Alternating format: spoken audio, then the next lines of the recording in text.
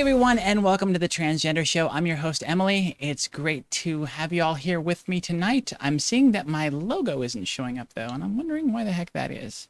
That's interesting, and I know I'm connected to the server, so at some point when our guest is talking, the Transgender Show logo will appear because it should be here. My guest tonight is someone I met at, someone the team met at Trans Pride here in Ventura.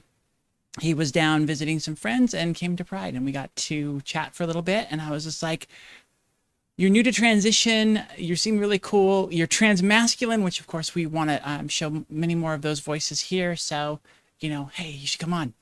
Luckily, he agreed. He's a 26-year-old Latinx trans man. He is an audio video tech for a university and just started a program in history last year.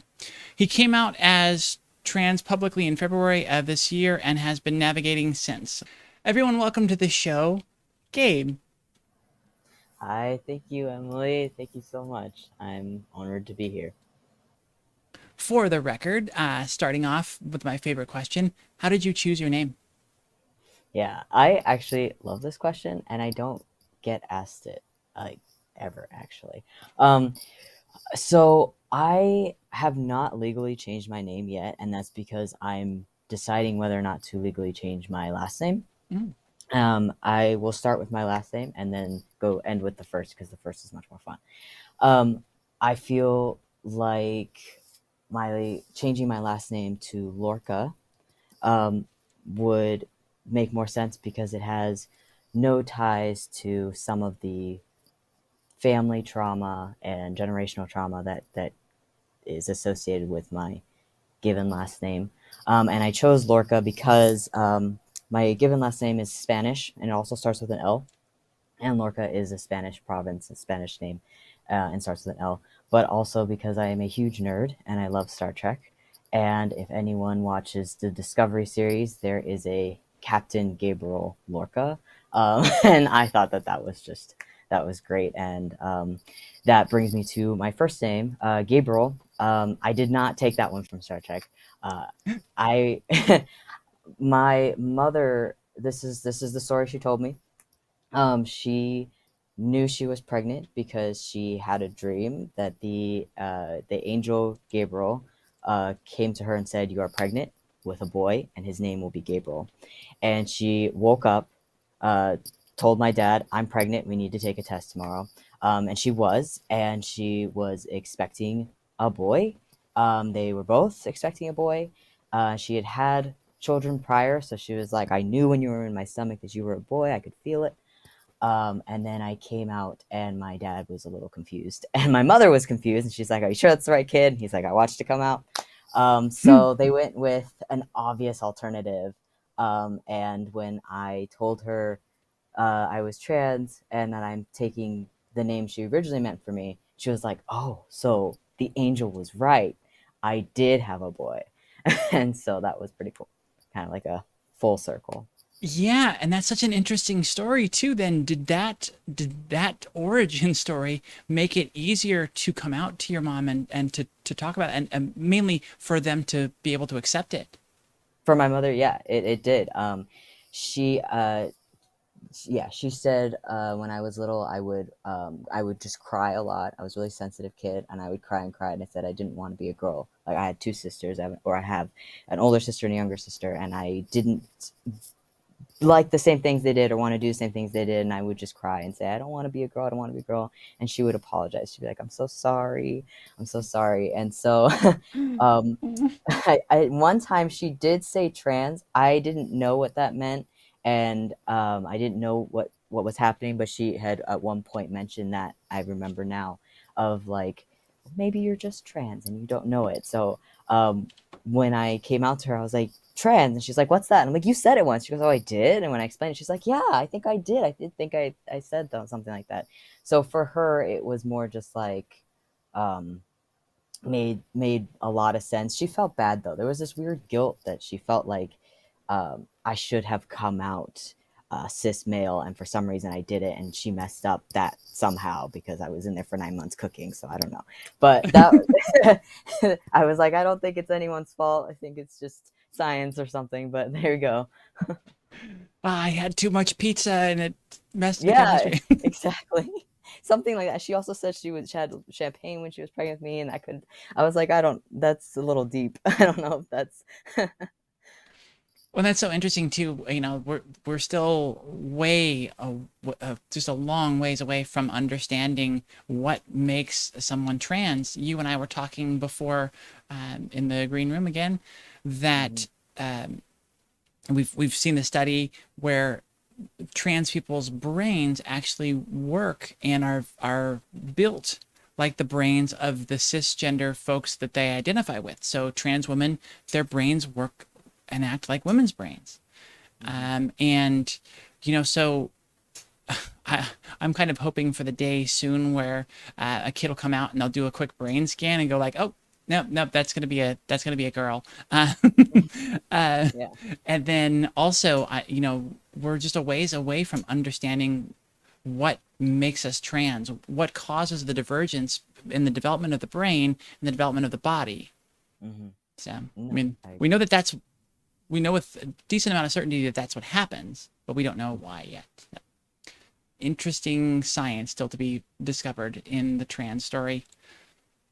Yep. Um, so when was it that you realized you were trans? So you had these sort of things as a young kid, and you're like, I don't want to be a girl. This doesn't make sense to me. When did you finally apply that? Okay, I am trans, and I need to do something about it.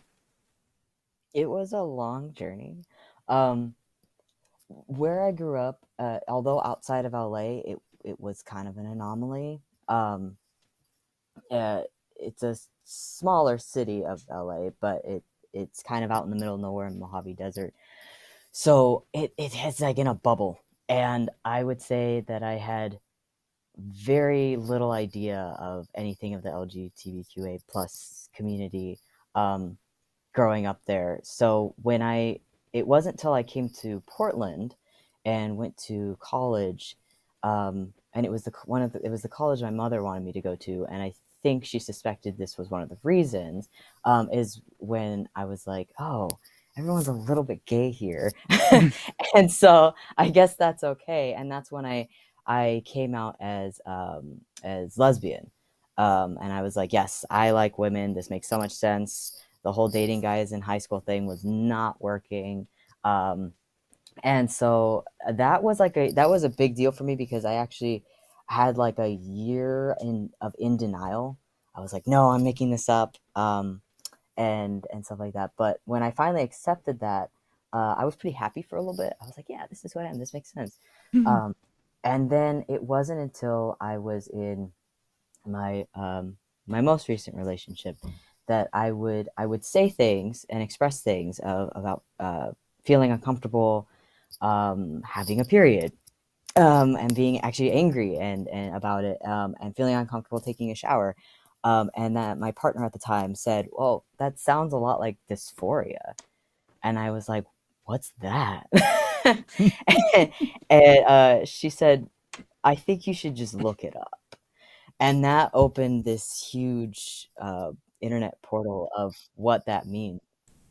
Um, and I started reading other people like what dysphoria is about bodies, and then dysphoria about gender, and I was like, dysphoria about gender, and that's what started. I go to a therapist, and I always recommend a therapist to everybody, even therapists need therapists.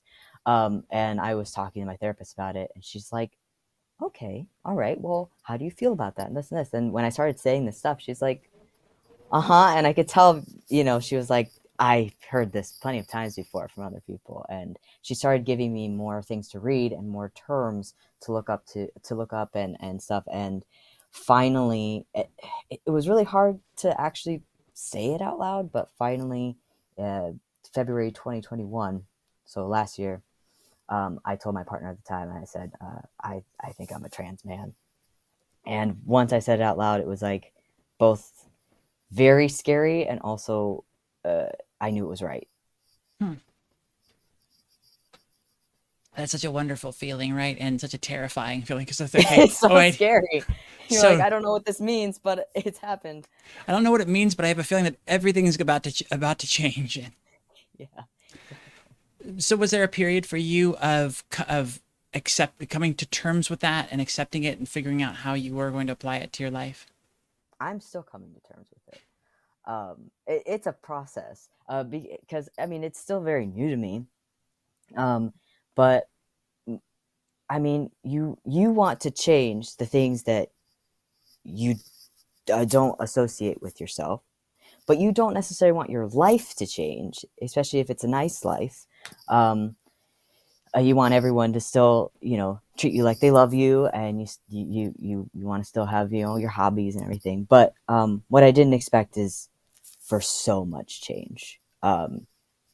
3 words: I am trans, and my whole world just went upside down.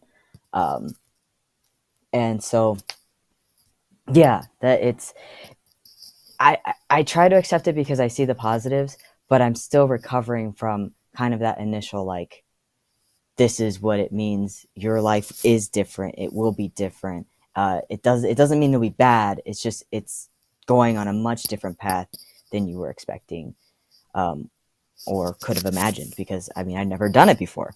I've never been trans before. So. Yeah, that's the way it is for us. Yep. The one thing that I will say that comes of this, we get really good at adapting to change. Hmm. Um, Once you change your gender, sort of that's sort of the biggest, scariest thing that you've had to change in your life. And once you go through that and you're able to navigate it, okay, Hmm. it's sort of like nothing else can shake me. Right. So just know that Yeah. once you get through this and once you're really comfortable with yourself, then it's all smooth sailing from there. Oh, if Good. That's only. what everyone says. I will say, each month is a little easier. And sorry if you hear some like water. My dog got thirsty. I think we're doing okay with the sound. The chat will let us know if there's sound issues. Um,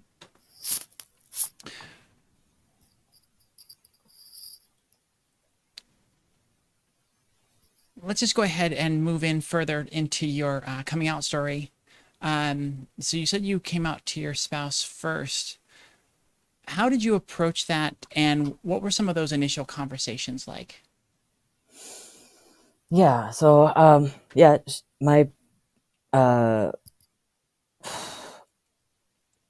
I was really nervous because it wasn't just I'm changing my name. Um, it's I'm changing my identity, um, my body, and I don't know if what I'm going to become.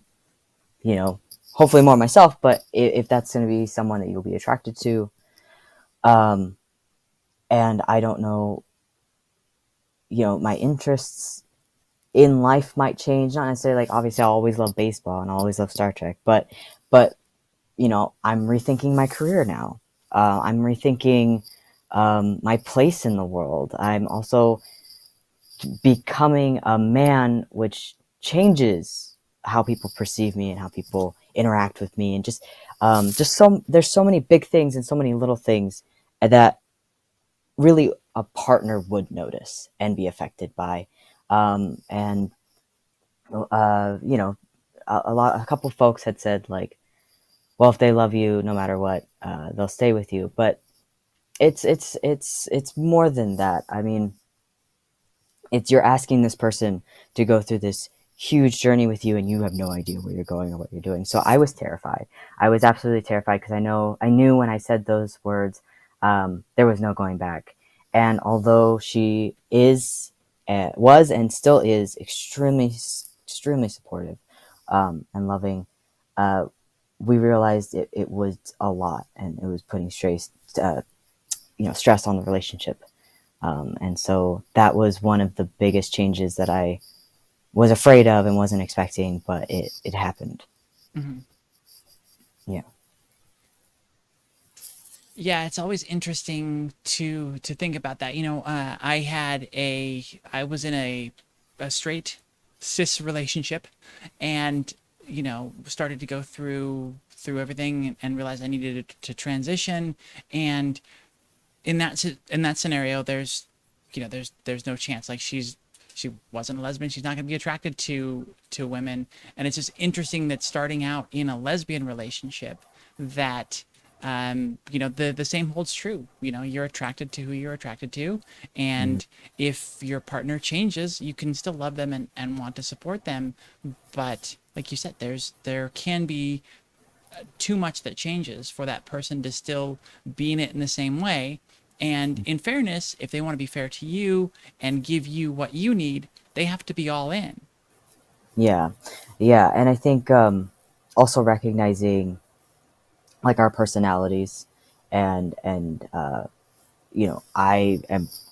very extroverted person, and I wanted to jump all in and cover myself in all the colors of the rainbow and go all for it, and it was so emotional for her.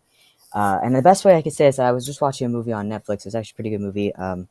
I forget the name now, but there was a quote in there. He said, "Have you ever loved somebody so much you never wanted a single part of them to change? Never wanted them to change." And when he said that, I was immediately brought back to that moment when I had told her that I was going to change physically and mentally and all this kind of stuff. Um, and she looked, I looked like I broke her heart. And that was probably how she felt. She loved me so much the way I was. She didn't want me to change, and and I don't want anyone to be upset. Like, oh, well, I guess that love wasn't enough. But I mean, just imagine someone in your life that you just adore everything about them, and they come up to you and say, "I'm gonna go on this journey, and there's gonna be a lot of changes." And it's not like puberty in our teens, where it lasts pretty much a decade. This is fast. I've only been on testosterone 5 months, and my voice went from a mezzo soprano to a low baritone. It's very fast. I smell different. I sound different. I act different. My tastes in food have changed. And so asking someone to come on that journey, um, it can be hard, and so she said, "I don't want our relationship to strain with this. Let's be friends, and I will support you in that way." And I realized that she was actually giving me the space that I would need as the type of person that I am to figure out where I'm going. Mhm. And that's so important to talk about too, is that we need that support. We need that partner to stay with us and to like prove to us that we're still lovable and all of these good things. Hmm. But there is a lot of space that we need to be able to explore our new selves fully Hmm. and release the chains of holding back who we're not supposed to be, this persona that we've put out there and tried to cling to as best we could. There's a lot to letting go of that. There's a lot to um, learning how to be you without those constraints. And Hmm. then as things actually just change because of the hormones or because of this, you allowing yourself, I feel like it's really difficult to fully come out and fully be you in the context of a relationship that's already established. There are plenty of Right. people that do it and plenty of people that are really successful at it. But I don't I think it's important to be able to look at it as a positive thing instead of just a Hmm. loss. I think that's the first thing we go to. Like, I'm losing this relationship. I don't know when I'm going to find another one that's going to love me, support me, all that kind of stuff. But I think embracing it and going, okay, this is the opportunity to truly test everything and try out who I want to be, to take it to the extremes and to find out where in the middle I'm going to end up. Exactly. Exactly. And yeah, every relationship, whether romantic or not, is different. And the most important thing is that there's constant communication, because we are best friends, and I know she's always there for me, and that's something that I wouldn't want to lose because she's known me for so long, and it's very important to me. So yeah, I agree. Mm-hmm. Yeah, and I wonder if she'll ever be in a point of giving you pointers of like, okay, now that's a feminine behavior. You know, that you probably want to do more of this and butch this up a little bit. I've always been quite masked. I think it actually was really funny is when I was still identifying as a lesbian, she would say, "Gosh, sometimes you're just such a dude," you know, and I'm like, "Sorry," and now I'm like, "Yes." Before testosterone, I was told this, haha, you know. Hmm. It's sort of similar to like people always telling me that you know, I look so similar to my mom that if you put a dress on me, I would be my mom, and it's just like, well, now that you mention it. So was she the hardest person for you to come out to? Yeah, I would say so. Yeah. Um, there was a friend I was worried about, a friend I had been friends since I was 16 years old, and she grew up in a very religious household. I remember when I told her that I liked women, we barely talked for like a year, and that was rough. But she so important to me that I just kept that communication open, and um, yeah. And when I came out to her as trans, and we talked about it, she was like, you know, makes sense.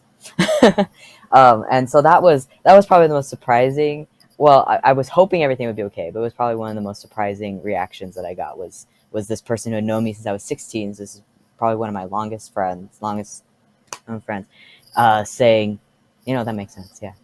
Um, and so I've been visiting her as often as I can so that she could see the changes and not be, you know, too scared. But yeah, So she had a hard time accepting that you were a lesbian. yes, yeah. Interesting.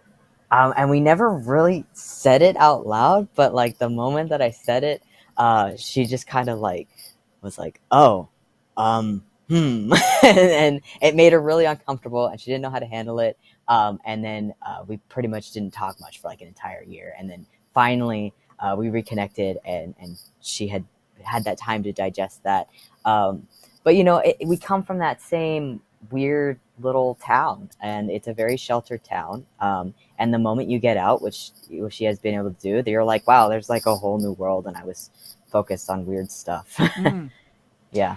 I almost thought for a second that she was afraid when you said that I like women, that the next line out of your mouth would be, "I like you. Can we Oh, date?"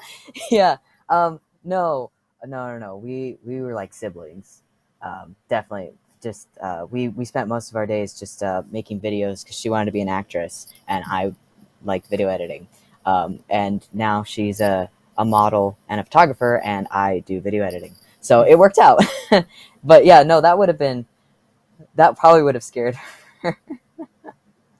Have you had any particular struggles with the you know the environment around you there in Portland? I know it's a very LGBT friendly space, but have you experienced any struggles in acceptance in either your school or in your area? Yeah, that's a good question.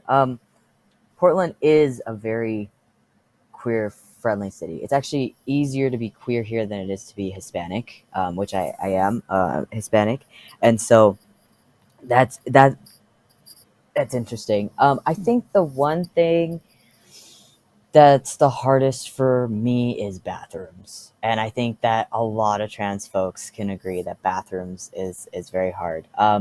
When I started at school, so I'm in a grad program. When I started right before my first day, I emailed my professors and I said, "Hey, I know my name is this on the roster, but I'm trans. I go, you know, by Gabe, he him pronouns. I hope that's okay. We can obviously talk about it, you know, whatever."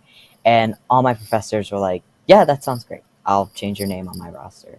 And so I started grad school as Gabe, which made a huge difference in my relationships with my new classmates and everything. But work was a little. I didn't. I work. So I work at a university as well, and I feel like, at least in my personal experience, higher education tends to be a little more accepting because their students really run the show. So if you have students who are you know, really advocating for queer rights, then that is something that the staff and faculty must be aware of and also advocate for, to create that safe space and community for the students. So that's one of the reasons why I love working at a school, or higher education schools. I can't say that K through 12 is all like that. And so when I came out to my boss, who I already knew was very much queer friendly, and he was like, absolutely. By the next day, everything that my name was attached to was changed to Gabe by the next day. It was so fast. It was actually too fast for me.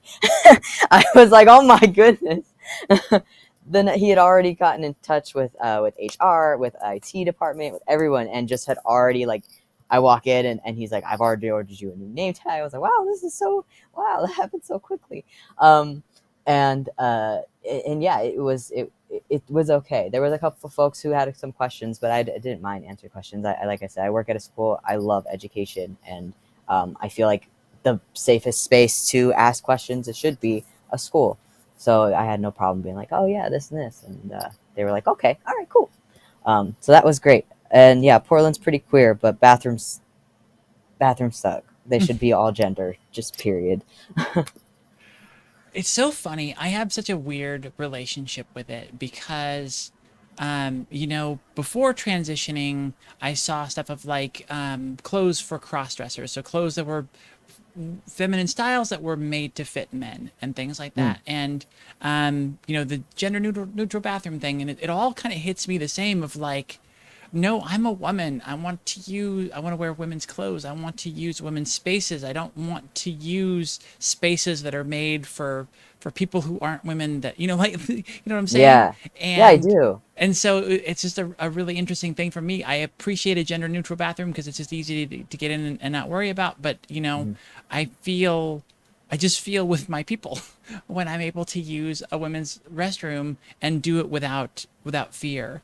There's Yeah. still sometimes, I forget where I'm at in my journey now. It's been a few years, but there's still times where it's a little bit of a hesitant, like, am I going to get clocked? What's their feeling going to be? But it's still, you know, I couldn't possibly imagine using a men's restroom. And Yeah, that's the thing, is women's restrooms are nicer, and everyone has their own private space, right? And men's restrooms are disgusting for the most part. And if there is a stall, there is one, and sometimes it can close or lock. And that's kind of like, I think I would prefer all gender restroom only because they have more stalls and because they tend to be cleaner. That's why. Uh, Also, there's this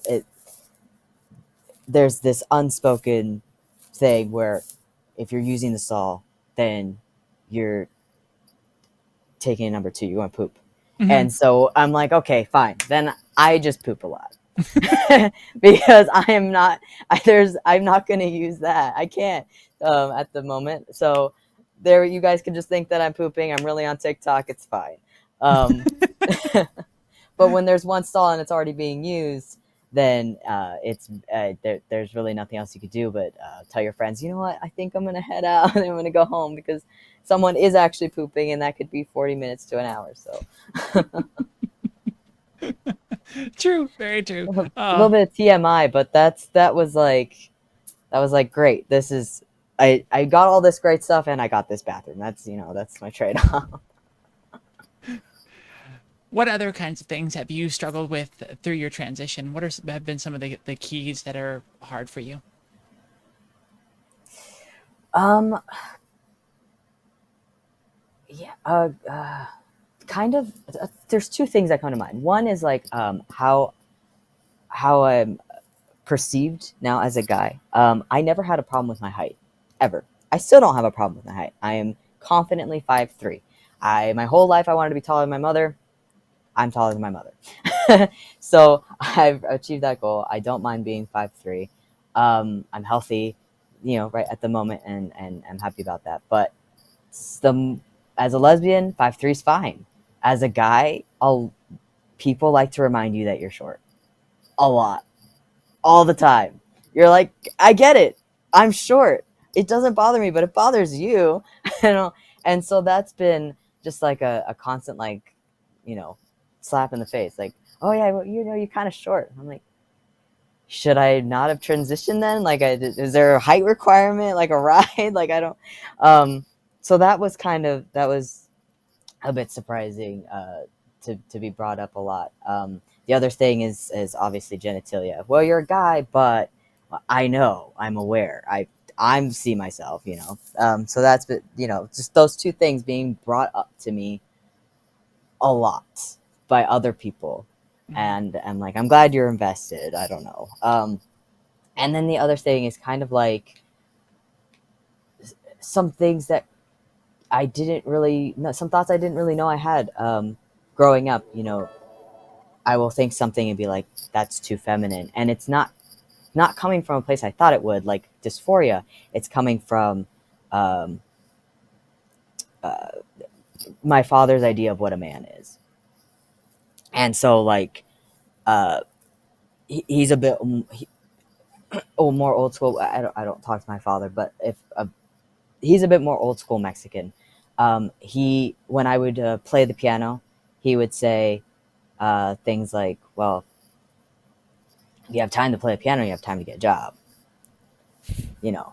And I was like probably 15 or 14. I just was hanging out in the living room playing the piano, and he had told me he liked wrestling as a kid, and his dad was like, "Well, if you have time to wrestle, you have time to get a job." So, like, this kind of idea that you shouldn't have, extracurricular activities. You shouldn't be feminine. He hated Prince. He constantly said how much he hated Prince because he wasn't a man. He was too girly and all this kind of stuff. And these kind of little things that had been hearing since I was a kid, slowly coming up, in my own, because I didn't get to grow up as a man with someone else teaching me how to. I'm an adult and I have to just figure this out and read a lot and ask people questions. So, and very quickly, I have to do it in a very small amount of time. I don't get 18 years to figure out what it means to be a boy to a man. I have, a very small window. Uh, I mean, the rest of my life, but still, it's very fast. And so it took me a long time to say I like the color pink. Like, and you had asked me, the thing is, say your favorite colors. Well, gray is one of my favorite colors. And then I was hesitant. I was like, I shouldn't write pink. I can't write pink. I can't write pink. It's too girly. And I'm like, wait, really? Really? It's a color. Write pink. I like pink. And it's just those little things. Or I listen to a certain song. I'm like, that's too girly. And I'm just hearing my father's voice in my head. And that's been really hard for me to just be like, okay, my dad had his own trauma from his father of what, a very toxic masculine idea. And that's not something that I want to continue, but it is affecting me, even though I haven't had any connection to that in a decade, so Mhm. that's been really interesting. Yeah, that is a fascinating part of it. Whether it be our parents or society as a whole, we don't really realize to what point that basic general societal opinion dictates our lives, until we try and do some of these things and see that. And yeah, I haven't been able to. I have to some degree adopted different music tastes, or at least broadened my musical tastes, Hmm. and really liked getting into some of the female singers. I'm finally a Taylor Swift fan, and things like that. But I still listen to really hardcore music, Hmm. very testosterone fueled, masculine, double bass kind of music. Hmm. And, I still have those moments of like, oh, I shouldn't be listening to this. And some of it is, societal, some of it's what we actually like, and some of it's just sort of what we're used to.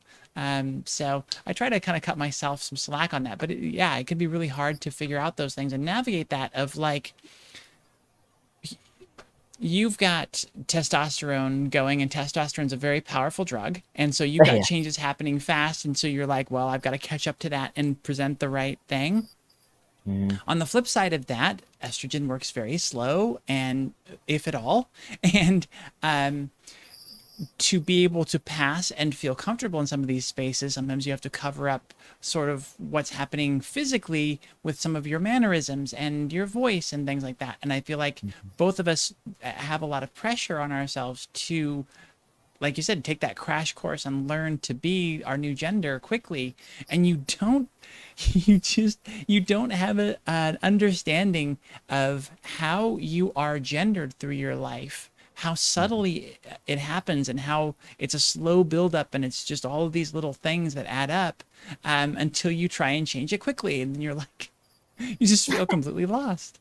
Yeah, you're learning things about yourself you didn't know, and then you're trying to unlearn them Hmm. at the same time. Um, yeah, it's overwhelming sometimes. Sometimes I have to take a break and just watch Netflix. Yeah, and you definitely have to give yourself that permission to indulge in the guilty pleasures that you might retain from your past life, because there's a great deal of, if nothing else, comfort in that, in the familiarity. Mhm. Yeah. um let's get into let's go ahead and throw this one at you, our very ethereal question.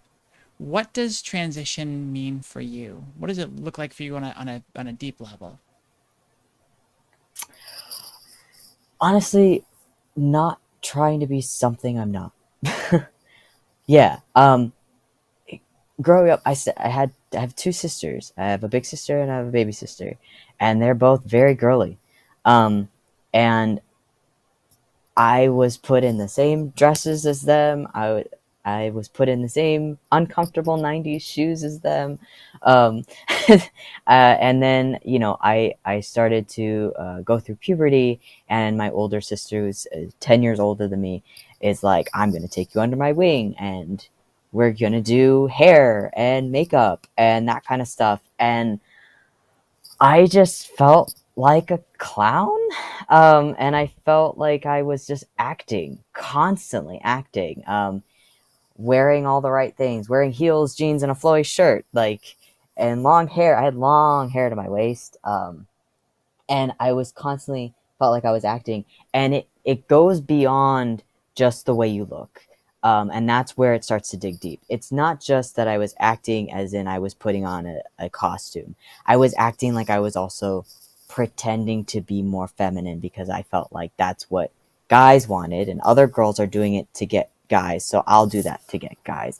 I'm going to do that because that's what these people do, and I want friends. So um, it was just constantly pretending and pretending with interests and pretending. And when I came out as lesbian, that was a huge relief because I was like, oh, I guess I could be butch lesbian. I can be more honest. Like, I like driving my truck, and I like building stuff, and I like sci-fi, and things like that. Um, but then I was still, after I settled, in that new feeling, I was still pretending. I was still um, conscious of certain aspects of femininity, or how I'd act around certain people. That's the thing, is like energies. Like, I would, around men, I would want to just hang out and be myself, but then I was like, no, I'm technically a woman, so I just need to be a little bit more, like, I need to giggle, or I need to, like, be a little more submissive, or I need to give them more space, or like, wait, and then I'm like, wait, what? Why do I need to give them more space? What is happening? So transitioning to me was finally me saying, okay, that was all just bullshit. um Sorry. That I didn't, that wasn't me. I was constantly trying to be what I'm not. And if it means being a guy, yeah, that's part of it, but it's really just like me being like, I don't actually like that. I don't like being like that. I don't like saying those things. I'm not interested in that. I'm actually interested in this. And no, I'm not going to act like this around you. I'm just going to be myself. That's and although it's a journey to find yourself, because now you're navigating like what it's like to be a man, and then what it's like to be a trans man, and all that kind of stuff. Really, it's just saying enough for all of it, not just gender, not just identity, all of it. Um, I'm gonna go into the store. I'm gonna buy that shirt because that's the shirt I like, not because everyone else is wearing that shirt. I'm gonna buy that one. And that's what it is. It's like being honest with myself to a fault. I love it. To a fault. Too much. Too honest.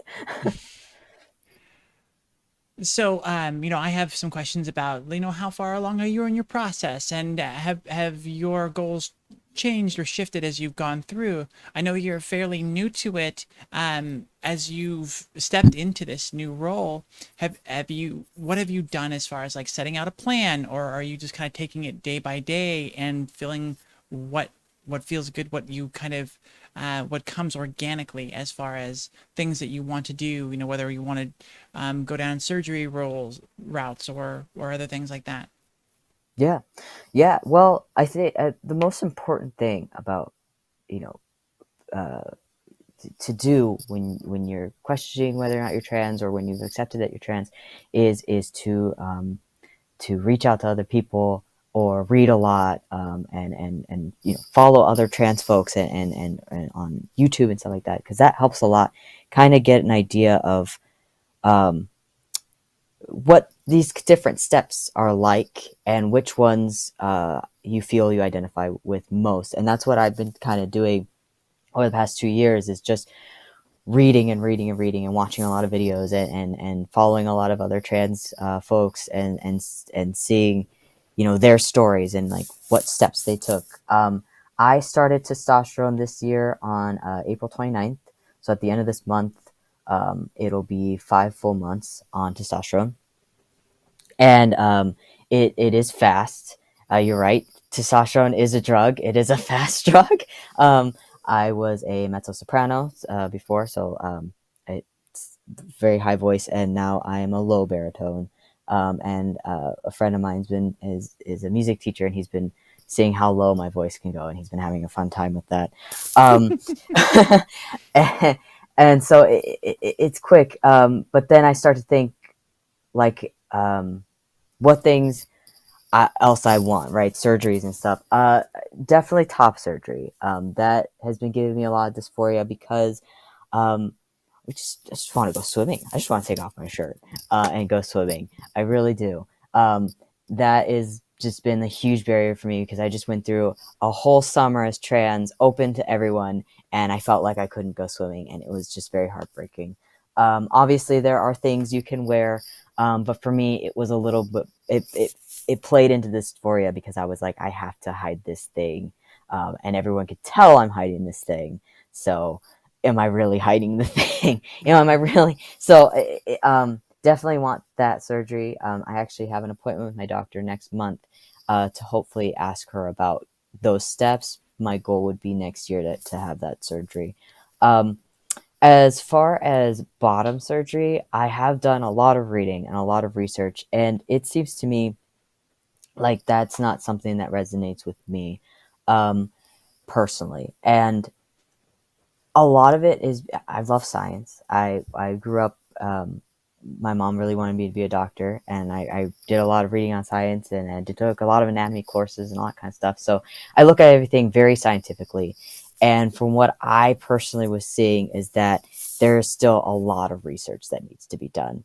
Hmm. And the idea of the amount of surgeries and complications, I felt like that was way more energy than I currently have to give. Hmm. Um, right now, everything works. There are no complications, thank goodness. So I'm just gonna count my blessings. My fear, and this was something another trans person had said in a video, was that they felt that it would give more dysphoria, because they would look down and be reminded that it was an attachment, and they might not connect with that.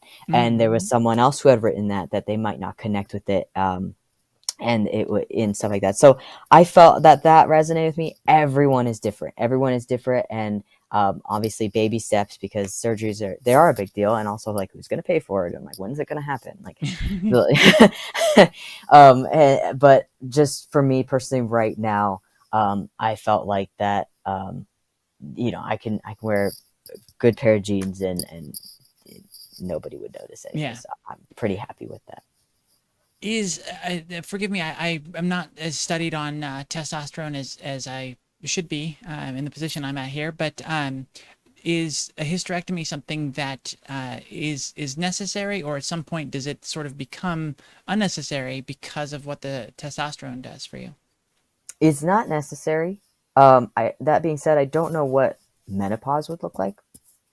And obviously, there are only so many trans folks that have actually gone through all that in a very long. I mean, there's only so many studies of trans folks that are older who have started younger on testosterone, and but I don't know what menopause would look like. And testosterone, everyone reacts slightly differently, and also your dosages are differently based off preference and health. I mean, it thickens your blood, it rises your blood pressure.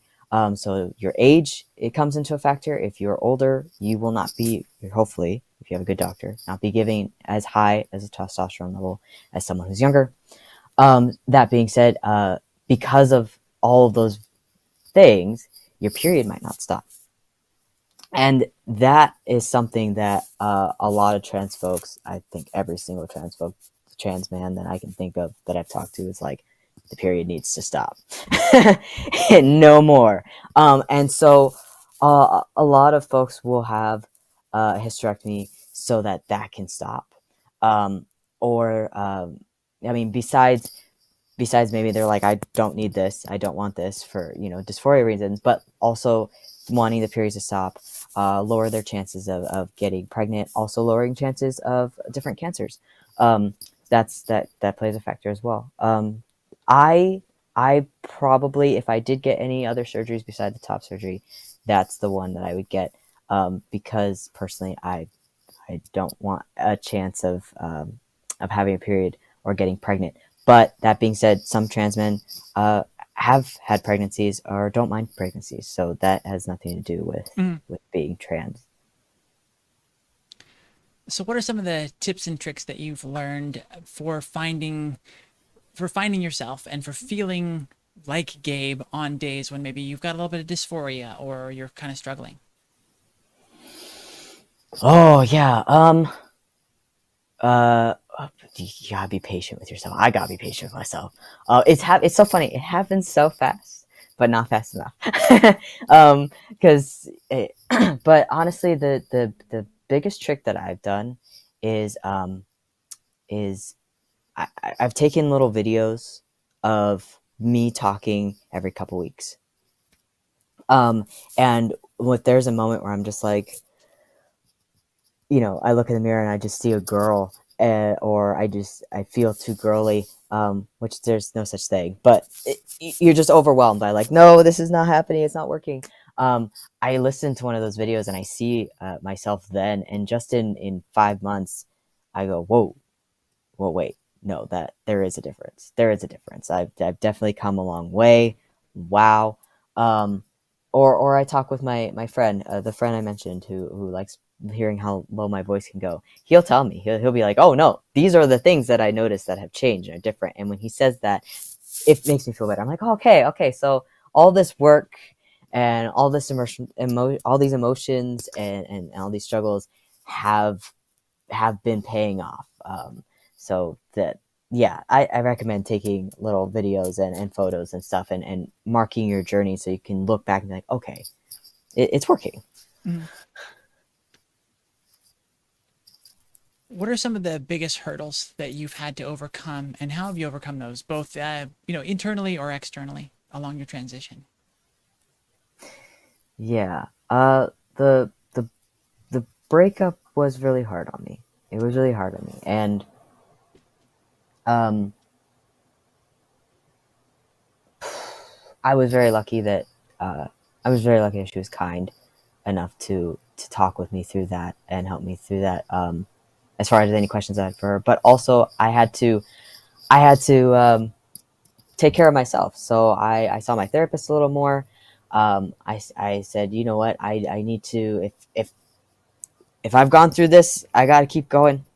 And so I had to reconnect with myself and like, what do I like? Who am I again? And one thing that I hadn't done in a very, very long time was dance. And so I signed up for dance again. And I'm not as good as I remember being, but it's a space where like I don't have to think about my gender. I just have to focus on like following the moves as quickly as possible. And it's really nice to have that distraction, but that break, um, to just be myself for a moment, and not have to, remember how hard it is to be trans, or how far I've come, or if I'm trans enough, or like what does being trans mean. Like, um, yeah, that's outlets, friends, um, interests, hobbies. Just doing those things have been how I've been able to get through the breakup, and then also being like, okay, I am trans. Sometimes it's really overwhelming and hard, and yeah, that's really that's the best thing I could think of to do, was just to try to have some fun. Mm. At this point, is there anything that you feel you've been able to accomplish or to do because of your journey? Yeah, I was just talking about this to someone recently. I was saying trans folks have this kind of gift of being able to focus on what it's like, what it means to be who they are, what it means to be a person in space, in society, and in time, that not a lot of folks have the opportunity. And I'm saying it because it is an opportunity to really say, like, oh, um, my voice is deeper. And so when I spoke to that person, it came off a little more aggressively, and they got nervous and scared. And I noticed that right away.